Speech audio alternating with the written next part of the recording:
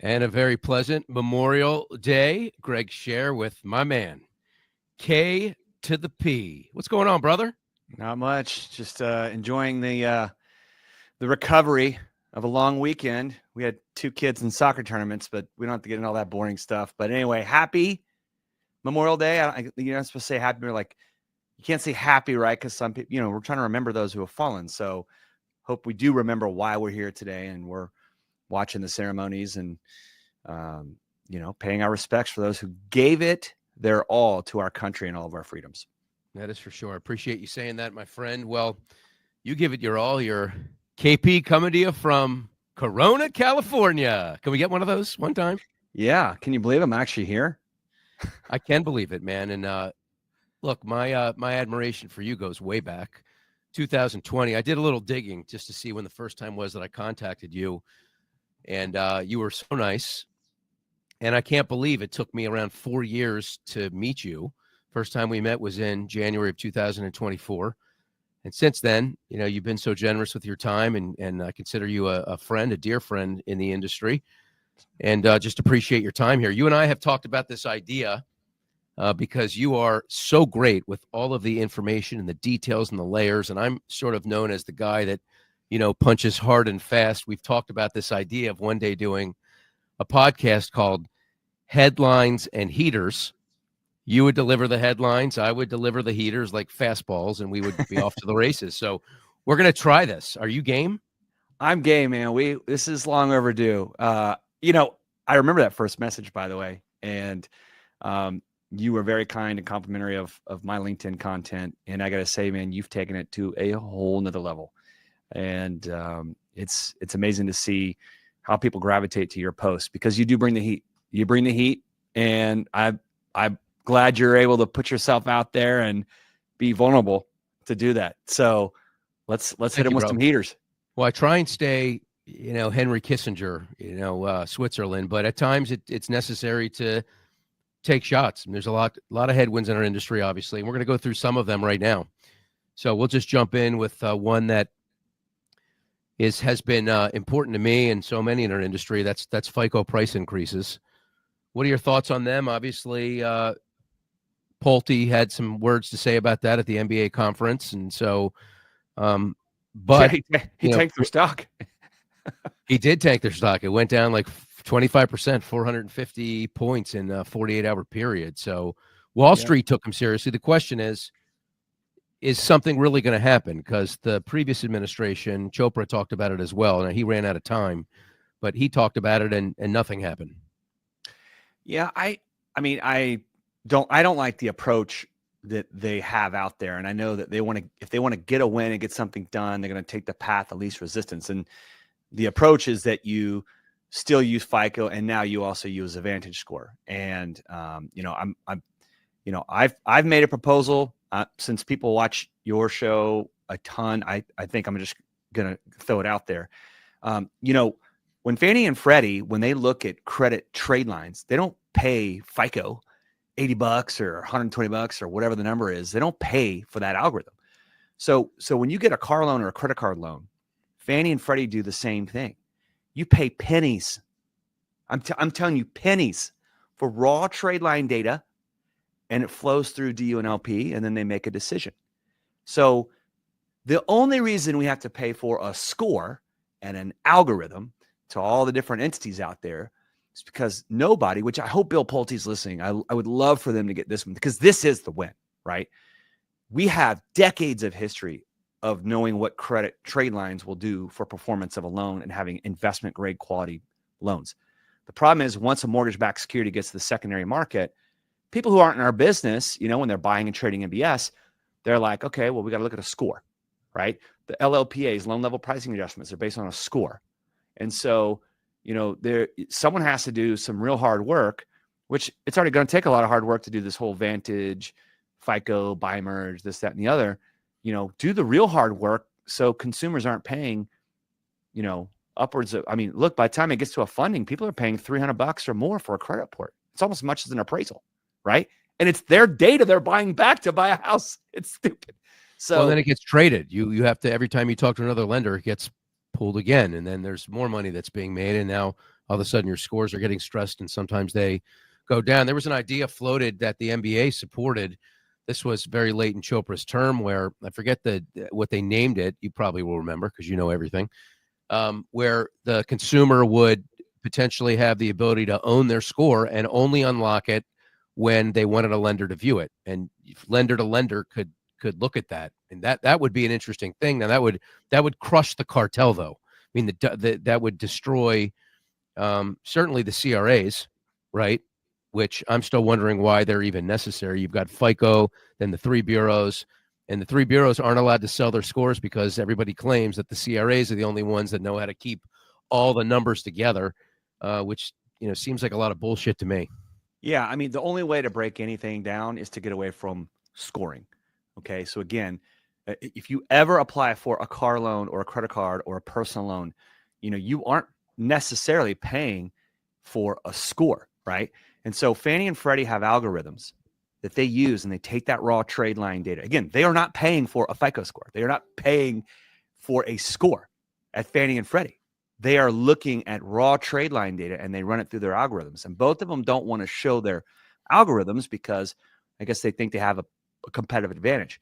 But there are about 5 states right now. I think Colorado is leading the way, and there's more to come. If you use AI or data or algorithms or machine learning to make a credit decision of my state's citizenry, we need to show you you need to show us what you're doing.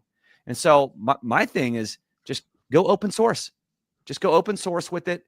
I think that part's the easier part because, look, if someone has a trade line with a bankruptcy, you can see whether it's 7 years old or not. Why don't you need a score to tell me what that is, right?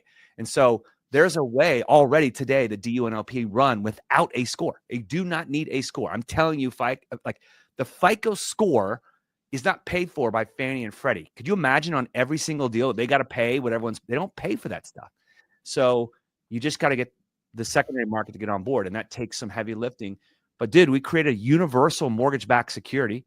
We already have a very fungible. Remember, we used to have Freddie coupons and Fannie coupons. Now we have a UMBS. We have a universal mortgage-backed security. Take it a step further. Get off the score regime. That's how you do it. Someone has to have the guts to go through that, but they're not going to do it. So now we're going to add another score. There's going to be more scores on top of scores. Well, and the price could double. There's some talk that Vantage Score will just match whatever FICO's charging. The whole idea of the Credit Competition Act that was passed in 2018 was to bring in competition to drive prices down. We could be looking at a double. I doubt that'll happen. Let's keep it moving, buddy. They've already raised the prices twice. Huh? They've already raised the prices twice. They're I good. understand that. Well, FICO has, but now if they drag Vantage Score in and FICO's somehow able to keep their stronghold, and we just have something to compare it to, then that's going to make the score go up. Yeah, I mean, the cost, not the score go up. That's going to make the cost go up. So we got a bond, that's hovering around 450 now. And along with that, President Trump released something on Truth Social a few days ago talking about the possibility of exiting conservatorship. I know you have an opinion on that. I'm not a fan of it. The only thing for me, and I know it's debatable, but I mean, look, we saw during the global financial crisis and we saw during the pandemic, and that won't be our last of either. And I know people have been in the business before 01, when I started, saw other different market dislocations. The government, the full faith and credit of the government had to step in. And so just want to guarantee that. I mean, what if they go public, they go private, and the institute takes it over, says, I just don't like Greg because he's so mean. So we're not going to buy from them. And this vendor over here that does income, we don't want that one. And this one over here that does automation, we don't want that one. You start, at least under conservatorship or within the, a utility-like setup, part of the government, which is what they need to be. There's this altruism that comes out of Fannie and Freddie where they're trying to say, well, let's help everybody, right? If something is private, that's not the case. So now it's back to well, who do you know? They may say, we don't like manufactured housing, so we're out, and there you go, that's gone. And so I just don't trust privatization because not because of fear of unknown, because I know that private entities play favorites. They just do. They play favorites, and some people win more than others.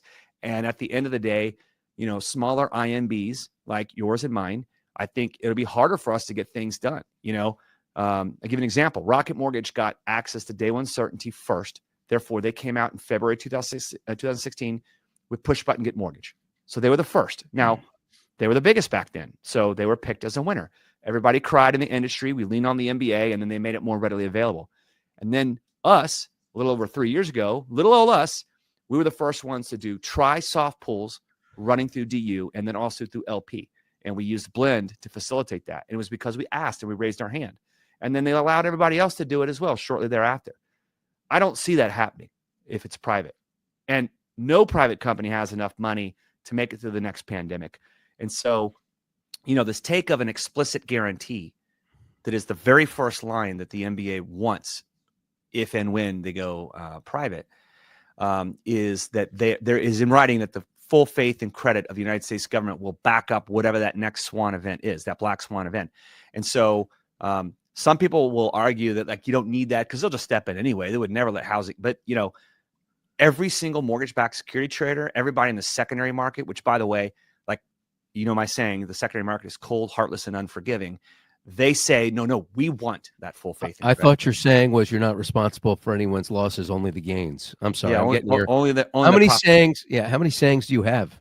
Yeah. Well, I mean, we got tons, right? You have plenty. That's why they're called cliches. I get it. LO comp. You think that's going to get fixed? No, I don't. I think LO comp is too far down the priority list. I don't even know if anyone in DC says it's a priority. I do think. Okay, sorry.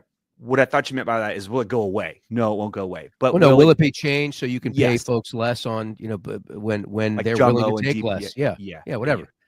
Yeah, I think there'll be some carve outs. I think that'll get done. It'd be nice if it went on top of some important bill, but the budget battle going on in DC is everything right now. And yeah, totally. Well, and then that's the deficit. We're going to pick up another $4 trillion. That's part of the reason that the bond has escalated to the extent that it has, to go along with the Moody's downgrade and bonds going up in, I think, Germany and Japan. Like, what's your view right now on just globally and where the U.S. is positioned and how they're positioned? Yeah, so we're the least dirty clothes in the hamper. So let's just start there. So if anybody thinks that like all the doomsdayers, man, go buy gold, just gold, everything. Well, by the way, look at Bitcoin, all-time highs. Digital gold. Got some of that. I bet you have some of that. Buddy, I got in at 86 hundo. Let's go. Oh my goodness. No wonder you're always smiling. Buddy, I have 4 kids in Orange County. It's never enough. I'm 48. It's never enough. I understand. I know you're still never building building your egg. I got it. That's it. But what I think is the real issue is that we have a global liquidity crunch. We just don't have enough dollars in circulation for everything that's going on in the world. Japan, yes, they have high yields. Yes, they have 200% debt to GDP. We're 122. But you need money to make the machine work, right? We saw what happened during COVID when everybody puckered up, and there just weren't enough dollars. So that's why it isn't just about the rate, right? It's about liquidity. And the global economy is a massive machine. Our economy is a massive machine. So, we're at $29 trillion a year in GDP, maybe a little bit higher now. I could be wrong, spouting off the top of my head. Maybe it's 33. I can't remember. I got to look it up. But with $36 trillion in federal debt, running, like you said, a deficit, let's call it $4 trillion. But the Fed balance sheet has come down from about $9 trillion to we're under 7. I think we're getting close to like 6.7 trillion. And that sounds like a lot, but the point of their balance sheet is to increase so we have a flow of money, so we have a velocity of money, so things can get done. So Trump tax cuts get extended, plus not paying taxes on overtime and tips, increase the SALT tax to $40,000 a year from $10,000 a year if you're in a blue state. Can you explain that? Because I didn't understand what the SALT tax was, and I actually went and looked at it. I think I understand that, right? What I read was that it's the ability for you to write off. You're capped at like 10,000. You're at 10,000 on your taxes, right? Your real estate taxes. Yep. So is it just the real estate taxes? No, there's multiple things that flow through. Like if you're an S corp, there are some things that could flow to you personally. 40,000 is a limit, but let's just say that would be the new limit in the new proposal in the one big beautiful bill. So to stick to your example, because there are many examples, but as it relates to property tax, you would be able to write off more than 10,000. So again, it's more money in our pockets. If you have nested equity and you're at a low rate under 4%, you have more cash flow. If we're a services economy, right? And so if you're a waitress or a bartender or you're doing anything like that, and now you're not being tipped on taxed on tips. Taxed on your tips. Yeah. I mean, that's more money in your pocket. That's a huge deal. Yeah. That's a big deal for service people. They deserve that, man. They're killing themselves on their feet all day. And then it comes back into the economy. That's right. Yeah. They end up spending more. Totally. How you feeling, buddy? You good? You good to continue? Yeah. Just when I thought I was rested after 2 weeks of not sleeping in my own bed. Yeah, you get me peppering you with questions. I have a list of things to talk about here, but there's so much about you that I find so fascinating. I'm going to deflect. I don't like talking about myself. Believe it or not. Don't do that. So what inspired you to do the weekly updates that you do? What was the impetus to that, and why have you kept it going? Well, funny story. You know that I have like the highest regard for Matt Ishbia. I've been with him in some personal settings, and he is a true basketball player. You know what I mean? Like when he's on the court, he wants to murder you and kill you and make sure that like he does that choke symbol that Halliburton did last week in that Pacers game. But off the court, he's a cool dude, man. He's just a guy, you know, he's just a normal dude. And he's fun to be around. He's brilliant. And he said something one time. We hired this guy in our retail channel. You know, we have 3 channels. Like we're a rare breed. We believe in all originators. And trust me, you're a PRMG, which I've not mentioned. So I'll mention it now. Yeah. Yeah. We are a 3-channel lender. And so we believe that originators want to be served in different manners.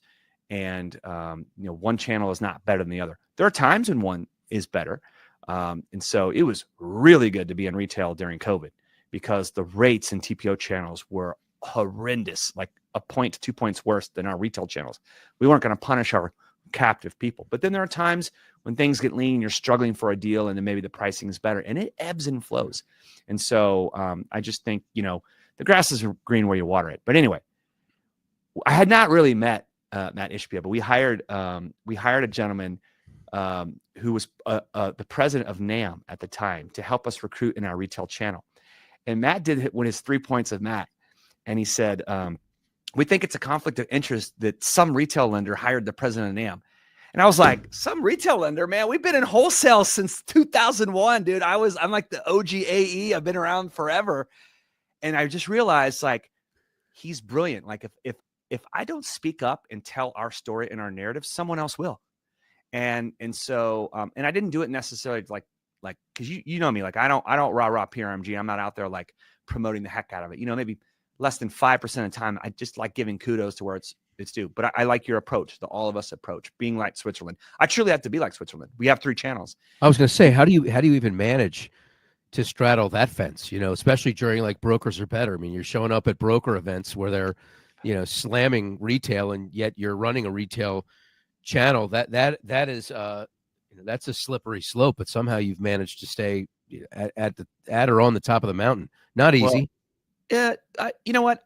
I recognize that like when they were saying brokers are better, it was a rallying cry. They wanted someone to have their back. Because if you work in retail, you have a great chain of leadership. You have tremendous support. You have complete control of so many things, really dialed in with underwriting. It's just a very cohesive culture. And the broker channel was very fractured. And if you're a single shop owner sitting in Paducah, Kentucky, who do you look up to? Tony Robbins? Like who's your leader, right? And so, Anthony Costa and Matt Ishbia, they stepped in and they created some leadership there. And then they left a legacy there with AIM. And then it's evolved, of course. There's the Broker Action Coalition, which I'm part of their board. I love how they lobby in DC on behalf of the broker channel. Brendan McKay, what's up, buddy? Yeah, Brendan's formerly Katie Sweeney. Love Katie. Yep, they're amazing. Newly engaged. Did you text her yet to congratulate her? I shot her a message on her Instagram. I thought that was pretty cool. There you go. They're a good couple. Current way to do it. I'm still texting. Yeah, I got to go to IG. Send them a letter. I just felt like when you have different channels that have different goals, and leadership is everything. And like Like, I think immediate leadership, like, who do you trust? Who speaks your mortgage love language? Who talks to you? Who helps you? Who helps you grow on a daily basis? Who pays attention to you and your business? I think that's what matters to the individual originator. And it's hard to do. I mean, it's hard to do with 3 channels, you know? Yeah. And so anyway, that's what got me on LinkedIn, as I had to tell the Well, story. And then during COVID, it really took off because, you know, we're an experienced leadership team over here. People were looking at their rate sheets and seeing 0 yield spread. What the heck happened in the non-QM market? I'm afraid I might die, by the way. My mom and dad are sick. You know, what is going on? And so I was cranking out like 4 or 5 videos a week, and it was fun to serve. Were you scrubbing your groceries? No. I view you as the type that didn't even wear a mask, probably. You were like, this, what is this? You probably thought it was a hoax. No comment. You know, no comment. I got it. No. I think it's worth commenting, because now we're looking back, and, you know, there's a lot of like, I mean, I understand human nature. Some people don't want to take any risk, you know, but you and I are like junkies for information, and I read everything I could. It didn't affect children at all, right? Like almost like 0.0000001%. Elderly, big deal. Look at New Jersey. They let people come in, they let it get in the nursing homes, and everyone was dying in New Jersey nursing homes. Their elderly mortality rate was horrendous. And so we were all learning as a society how to handle it. And I think as people kind of evolved, what you saw, the way they handle it, was a reflection of how they view the world and how they view where they get their information and who they trust. And so well, I was watching CNN, if that gives you any idea how I reacted. Were you in a bubble suit? Were you in a bubble suit, wrapped up in your room? I bought 2 freezers for my garage. You got the everything. I wore like a helmet to the Safeway to food shop. It was out of hand, bro. Yeah. Do you remember when they said you had to wash your hands, and how long you're supposed to wash your hands? You sing the happy birthday song 2 times in a row. Happy birthday to you. You had to sing it 2 times in a row. Let me ask you a question. What did you think you would do when you grew up? What track were you headed on when you were a kid? What did you used to dream about? Being like a baseball player, a pilot, a police officer? So I have an August birthday, and I did not get held back because I was good in school, and a late bloomer on top of that. So I was fighting for every inch, playing soccer and baseball, and football was out of the question. I was just too small. And then, of course, I shot up in college. So I wanted to go to the University of Texas at Austin or A&M, the 2 major colleges in my state that were public, that my family could afford, and ended up going to Texas. No way I could have played sports at either. But so kind of gave up high school sports my sophomore year, yet played rec. So dream stuff, man, believe it or not, which is why I think I kind of do this stuff. You and I do this stuff, and you did it. Like, I wanted to be a news reporter. And people don't know, you were a news reporter in my hometown for my favorite team. You had the Cowboys beat. Yeah, I was a sportscaster on Prime Sports Radio, which was an all sports network launched by Liberty Media. I know you know who they are. So good. I love it. I give you so much props for that. That's why you're really good at interviewing. Yeah, I want to be. That was fun. I had a lot of fun doing that.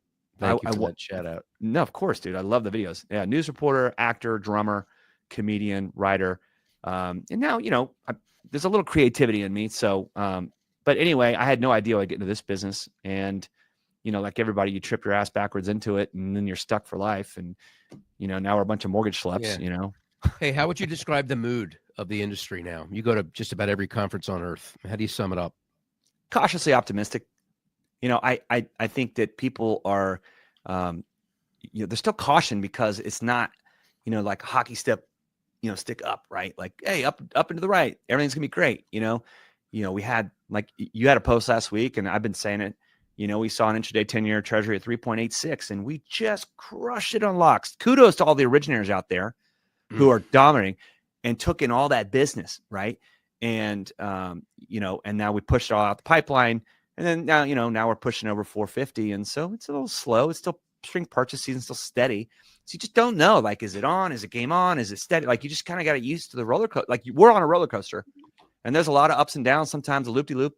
And so, you know, but that is, look, if your company is debt-free, has cash, is investing in technology, getting into new stuff, rolling out new initiatives, you're with the right team, because no matter what the market is going to bring, they're just going to keep growing and staying ahead of the curve. I mean, Apple and Samsung have to come out with a new phone every 12 months and it never ends. Right. And so, Jensen Huang said the AI race between us and China, it's an infinite race. It's never going to end. You just keep racing. That's our business. Yeah. Well, a lot of people that watch your stuff probably look at you as a savant when it comes to the industry and directionally where things are headed and what are the things that are happening that are going to impact the progress or lack thereof. But I know that beyond that, you mean like Rain Man?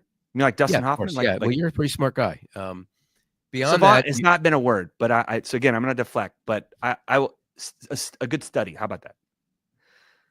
Yeah, not savant. That's a little extreme. I was at an event and I sat next to Dustin Hoffman a couple weeks ago. It's pretty cool. He still looks good. Yeah, that's pretty. You hang with the stars, though. That's what you do. One time. You've met. If I asked you who are the 5 most famous people that you've met, you'd probably be able to rattle them off pretty. When I say meet, it could be a handshake, a hello, a fist bump. Hey, Kevin, good to meet you. Who are they? Wow. Yeah, I mean, I was at a Francis Ford Coppola American Film Institute like Lifetime Achievement Award event at the Dolby Theater. Thanks to Canva and Adium. They hooked me up with that. Canva does like all the credits for AFI. So lots of people there. That was pretty cool. I played around a golf with John Daly. Thank you to AmeriHome, Jim Farash, Chris Machuro, John Hedlund. That was 2 weeks before Trump got elected the first time. Playing golf with John Daly is a trip. And he remembers you for life. I see him at tournaments all the time. He's always like, "What's up, KP? What's up? What's up, JD?" That's kind of cool. Yeah, I mean, I don't all right, I'll go back. I'm not into people. I'm more into ideas, which is why I love know you took me in a direction here, so I could, I'm off. I got off course. What I was going to say before you picked apart my savant word was that a lot about tech too. You're like a tech geek. You're very interested in tech. You've invested in some tech companies in this industry, and I know you pick you pick very carefully the companies that you want to really pour into, but based on so many variables, right? Leadership, vision, track record, AI. What is that going to do for this industry? Well, let me just start by saying I don't pimp out the companies I only invest in. So there are many companies that we're part of and like that I will tout and say by name where I'm not invested in. So it's only a bonus that I get to do that because as a minority shareholder over here, I can't get rich unless hit some home runs with some VC bets. Just saying. So yeah, I think AI is here. It's here now. You've got your sales side. You have your processing part of origination and sales, and then you have the back end, which includes obviously fulfillment that the corporate team owns, and then beyond that. AI and agentic AI, an agent, okay, a sales agent, agentic AI, voice agent. It's here. It's now. It's going to be a disruptor. I didn't think the NAR settlement would be that big of a deal. I said it from day one. I didn't think it would be a big deal at all. I don't think anything's going to change. Well, kudos to you because you were right. I thought the sky was falling, man. No, well, you also were watching CNN and wrapping yourself in bubble tape. I understand. I got to stop doing that stuff. But I need to hang out with you more. But you're like Spider-Man. Like you see you 1 minute I see you, the next minute you're gone. I've been KP'd multiple times, and which is something I came up with. That's my saying. KP'd is when you're like, "Hey, I'll be there in an hour," and it's like 3 hours later. You're the last one at the bar waiting for KP to walk through the door. So I feel half loved by you. I don't feel fully loved by you. I'll tell you why. Because I bumped into quite a few people, numerous, in fact, who have told me about their time spent in your Utah cabin. I think it's Utah, is it? Or Tahoe? Yeah. What is it? So Picasso is second home co-ownership. I own 1/8 of a home in Park City. So it sounds way fancier than it is. I own one. I can't afford the full house. I think I've heard from 10 or 12 people who have been invited. I'm not one of them, by the way. Let's get just so you know, if you ever invited me, I would say no. So I'm like one of those people. Like, invite me to the wedding. I'm not coming, but I'm going to buy you an unbelievable gift. I'm pulling up. I'm one of those types right now. We're going to put on the schedule right now, and we're going to call you out. You're the only extra spot I'm adding, so no one else watching, no one gets to ask. We are staying next year, March 8th through 14th. Got it? Okay. Yeah. March 8th through 14th. Let's get it on. I just got to be able to stay in the business so I can afford the flight. Make you sure. have staying power, buddy. Yeah. So it's funny, you talk about AI and you talk about that. It's actually a good tie-in. Total Expert is our enterprise level CRM partner. And I even shot you a text when you were on the hunt. I said, man, you got to give these guys a look. Well, And I'll be completely upfront and say that you were definitely a strong catalyst to me choosing them over Bonzo. And I like Bonzo. It was too young. It was too early on. But the team and they've come a long way, by the way. yeah, So totally.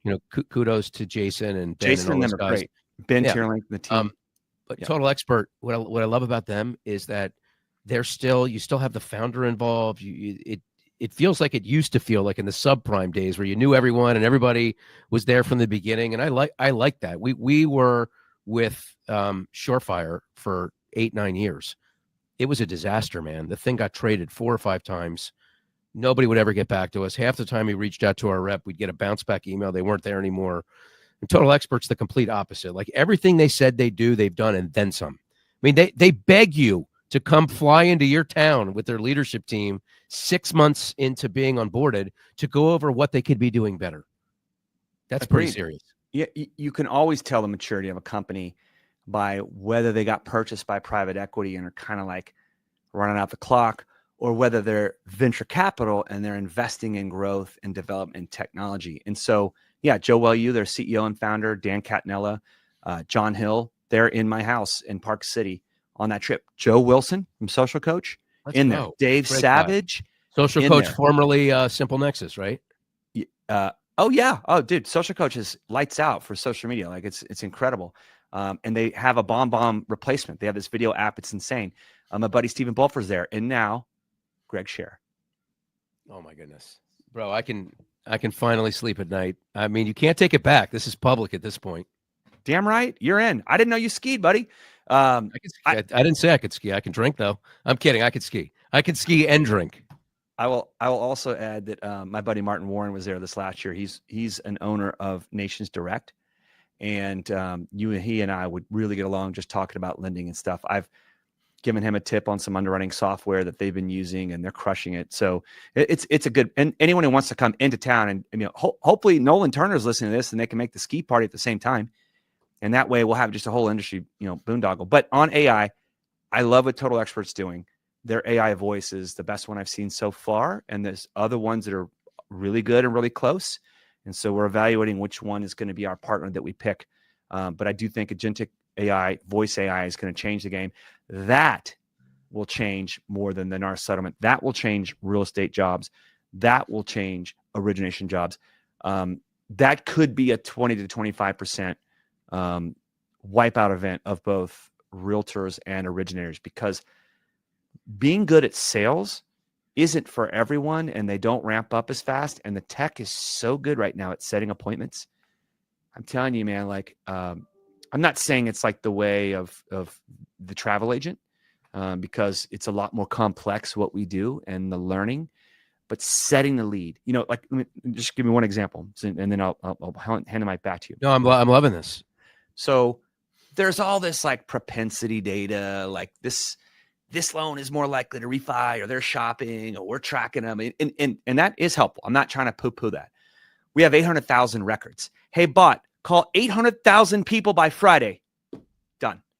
Like, we could never make that. Like, so we'd have all these bots making all these calls. So now the opt-in that's TCPA and CCPA compliance can be so critical to this. Who gets the ability where the client says, yeah, I'll have your virtual agent call me, or yes, you can follow up with me because I've done it in a compliant manner. The next trigger lead annoyance thing that's going to be out there is, trigger bots, right? So if you're going to have, AI bots calling every Tom, Dick, and Harry all the time, that's going to get heightened into, future legislations or fines. TCPA and CCPA is a big deal. And so I think there's a lot of stuff that goes on right now that's being unenforced. But I mean, it's going to be so easy to have bots call and try and set appointments. But if a company does it the right way with the right partner, connected to their CM with the right opt-in that's TCPA and CCPA compliant, you will win. And the bots I've seen are already better than 90% of the salespeople out there. Yeah, and they're getting better all the time. I mean, I've heard several where there's a bot overcoming objections from a consumer on a live call where they agree to be live transferred after saying, I want to hang up the phone. Can I go now? Like, so that's incredible. It kind of ties into the idea of the question I asked you about LO comp, because if loan officers don't have to do all that haggling up front, if your loans are being underwritten by AI so quick, if you have overseas to pitch in and fill the gaps at a third of the cost, then do you really need to be paying LOs 125, 150 to be bringing the relationship in? And I think that, but on the other hand, there's potentially going to be more money for companies because all the things we're talking about are going to tamp down the cost to produce. And I think most IMBs, I don't know the exact number. For us, we kind of vacillate between 2,300 and $3,000, depending on where we are. I don't see why we can't get down to 1,500. I think the bar is even less than that. So you bring up a few points. Let me just kind of rattle them off. So you and I could talk forever. By the way, this is actually working. We could, yeah. This just is so fun. You know, yeah. So I wonder if Crispin's going to be pissed at you for doing this with me. No, man. This is like I love the Crispins, by the way. Do you know I saw Rob Crispin on the streets of New York at 11:30 p.m. all alone, carrying a paper bag with his computer in it. And the reason I know his computer was in it is because it had like torn a hole in the bottom of this bag. It's like a paper shopping bag. I think he was doing that because he didn't want to get mugged. He was like, I'm in New York City. I'm not going to walk around with my computer. I might not make it out of here alive. That man, Rob, who I look up to tremendously, and his son Robbie is an amazing producer. He's by great. The way. Yeah, no, Robbie's an up and comer, and Rob is an icon. He travels more than anyone I know. I think Bob Brooksman is probably a close second. And then there's a few of us in that third tier. But yeah, Rob was a hell of a basketball player, by the way. You know that. So I didn't know that. Yeah, he's a beast. But by the way, do you remember what I had asked you? Because I went off on a total tangent again. Yeah, I mean, well, we were talking about AI. We were talking about cost to produce. Yeah, cost to produce, and how low it can go down. Yep. So Matt Ishbia at UWM, they are you guys on a Compass? I think you're on a Compass, right? Yeah. Yeah, we're on a Compass, right? So everyone on Compass, we all have the same problem, right? We cannot create a true assembly line in underwriting. Okay, just can't do it, right? And so Matt's team, they own a source code that they bought, and they will fly brokers up there. I know because they tell me, and he says, look, my cost to produce is $1,350 alone. Like, they print money. Their fee is a little higher than that. Freedom and Rocket are on the same LOS. And all three of them are very good lenders, like incredible lenders, because on the back end, they solved the old Ford assembly line. I mean, they have a 47-person checkpoint. All 47 people can be in the file at the same time, and they crank deals. They crank them. So Compass, it's one at a time, right? I mean, they have like, one person doing VOEs, and this person doing, pay stubs. And this, I mean, they just crank, right? And so I'm very hopeful that ICE Mortgage Technology on their EMC, on their web-based, will get there this year. And that will level the playing field from that part of it, which is we'll get our cost produced down to 1,500, like you said, or better. And so, but we're going to have to invest, just like those three companies I named. They invest a lot of money in tech, right? Not only are they a build shop and they built their own stuff, but then they invested in, all this ongoing developers and engineers and stuff. We have to invest in that as well, which we are, to make sure that this web-based version can get there, right? They also have public funds, though, those companies. Well, but they didn't before, right? So and by the way, I mean, just like those, they're not that public. Like, just to take Rocket and UWM, for example, I think one's like 9%, the other one's like 19%. So like when you hear like, oh, they're public, they gotta answer to so-and-so, they gotta do this, they gotta do that, like bullshit. Like, they took just enough money when the getting was good in 2021, and now they have tons of money. So that they're not like, I always hear people go, well, they're public, they have to do. Well, they're not really public.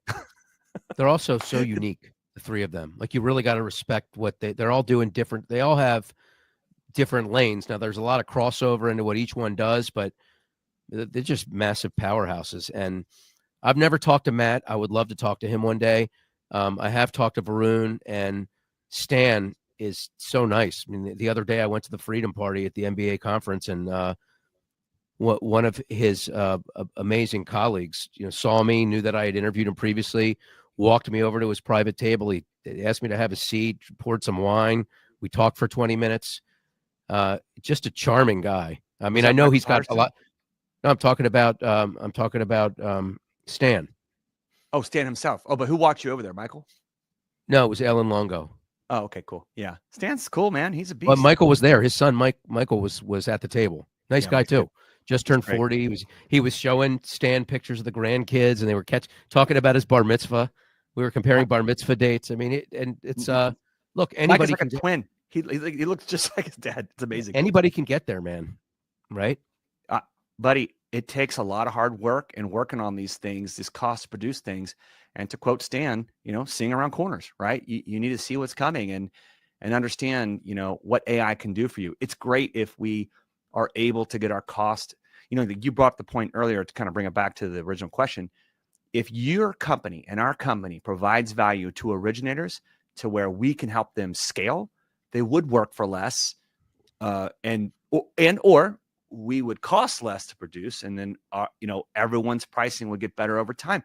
That's what Guaranteed Rate does. Now, Rate, they do a great job of that. They have originators that don't work as much per loan as you and I do. And then you get back to LO Comp, one of your original questions, that cap on the broker channel. Like, imagine telling a broker you can never make more than $275 to run your entire business for the rest of your life. And they have to learn how to do that. And that ceiling because of LO Comp has kept them price competitive and allowed great players like UWM and others to get into the wholesale channel and help grow it, by the way. Again, us having a wholesale channel, thank you guys at UWM for growing that channel. But LO Comp and compensation, it all matters. But if you can get your cost produced down and you can help provide value as a lender to your originators to scale and do more because of voice, because of Friday Harbor pulling files in and analyzing, because of the tech tools that you guys have built, which I've taken a look at, because of all these things that are coming together right now. I've always been one where, like, it's M&A, there's this talk every year, like, oh, we're in a tough year. M&A is going to ramp up. And, oh, the NAR settlement's going to be an extinction event. I've never really felt any of that was like more than just bullshit. But I actually think that the AI thing is a true game changer. I wouldn't call it an extinction event, but I do think, there's going to be a meteor strike, and it will be challenging for some companies that really are not leaning into developing their platforms. Do you think Rocket can get to 20% market share? I mean, Varun got TurboTax to 50%. He's not going to settle for 10. Well, I think there will be a time in the market where they could get to that number, and that would be a refi boom. And so, on the last word that we produce, obviously with Crispin, me and Brian and Christy and Courtney. Great show, by the way. I love that show. Thank you. We Fridays. Gonna do a little Fridays. Promo here, buddy. What time, where, how do people find it? Yeah, let's go. It's last word. Look it up. LinkedIn, 10:30 Pacific, 10 o'clock Pacific time. Yeah. AM. So we talk a lot about servicers versus originators. Okay.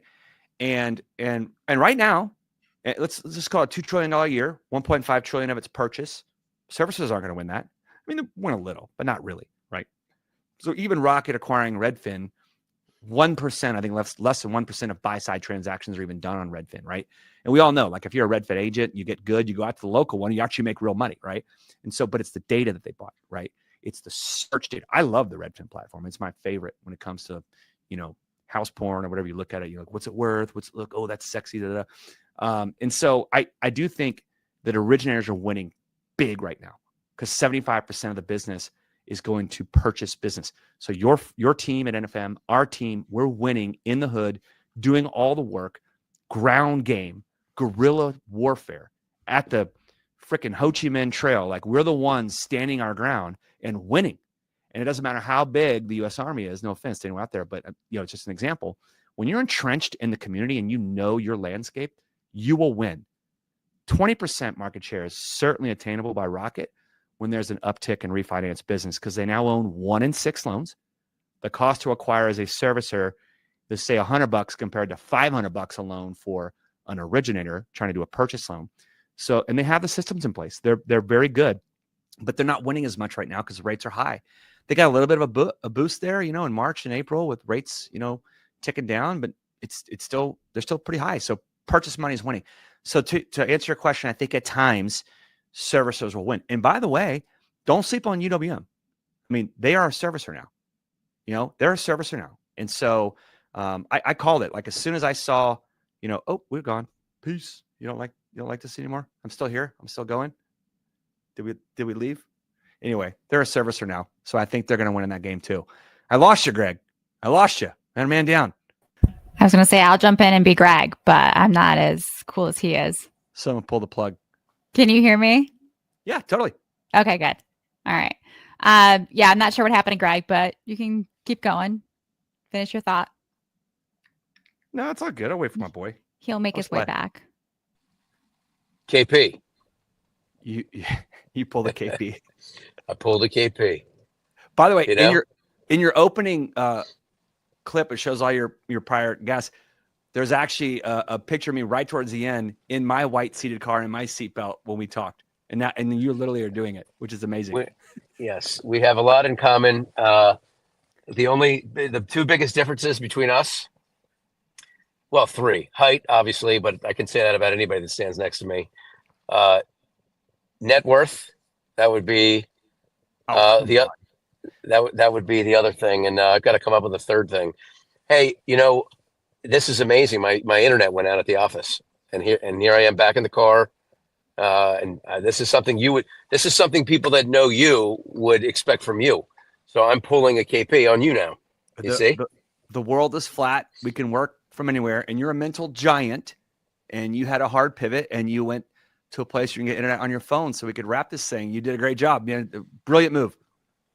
Wow. Okay. Well, I appreciate that, buddy. This has been amazing. Long overdue. Can't believe I waited this long to have this conversation. We should do it more often. I think we could talk I literally think that one day, like when something really substantive happens in our business, we ought to just do like a 5-hour wall-to-wall live conversation where people could just jump in and out, talk about whatever, and we'll order DoorDash or whatever in between. What do you think? Yeah.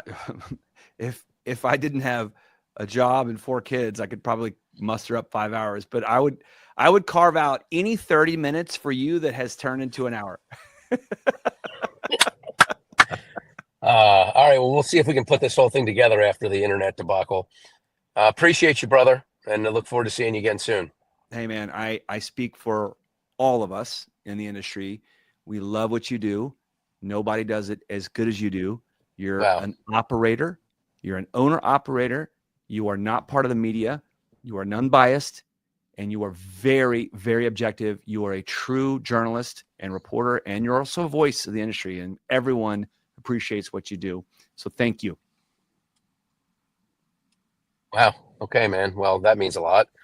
I appreciate that, and we'll be in touch soon. Thank you, Donna Chichevsky, for editing the faux pas in the middle here.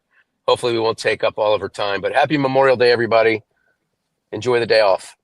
Yeah. Love you, buddy. And hey, don't forget our veterans who gave it all. For sure. Take care, everyone.